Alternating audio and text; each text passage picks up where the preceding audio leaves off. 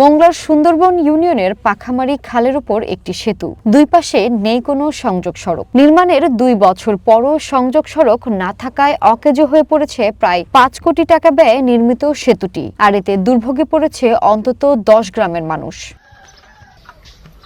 মংলার বাঁশতলা গ্রামের পাখামারি খালের উপর 90 মিটার দৈর্ঘ্যের সেতু এটি, অথচ সেতুতে উঠতে সংযোগ সড়ক নেই 2 বছর। সেতুটি নির্মাণ শুরু হয় 2018 সালে। প্রায় 5 কোটি টাকার প্রকল্পটি বাস্তবায়ন করেছে এলজিইডি। দরপত্র দেওয়া হয় ঠিকাদারি প্রতিষ্ঠান আবুল কালাম আজাদকে।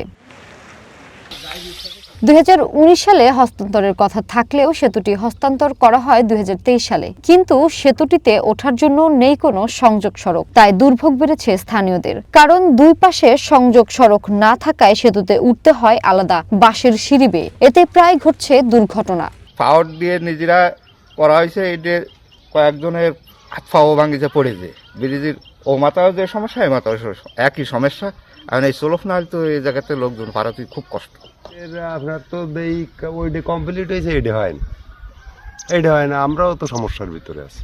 দরকার এখন যে দায়িত্বে যারা আছেন, এটা যদি এই কাজটা করে আমাদের জন্য খুব লাভবান এবং ভূমি অধিগ্রহণে জটিলতা দেখা দেওয়ায় সেতুটির দুই পাশে সংযোগ রাস্তা করা যায়নি দাবি করে প্রকৌশলী বলেন, দ্রুত এই সমস্যা সমাধান এবং রাস্তা নির্মাণ করে সেতুটি চলাচলের উপযোগী করা হবে। বর্তমানে এটি আমাদের জেলা প্রশাসক মহোদয়ের কার্যালয়ে 7 ধারা জারি হয়েছে এবং গত 26 তারিখ ফেব্রুয়ারি 26 তারিখ আমরা এই 7 ধারা নোটিশটি যারা ভুক্তভোগী আছে তাদের বাড়িতে পৌঁছে দিয়েছি।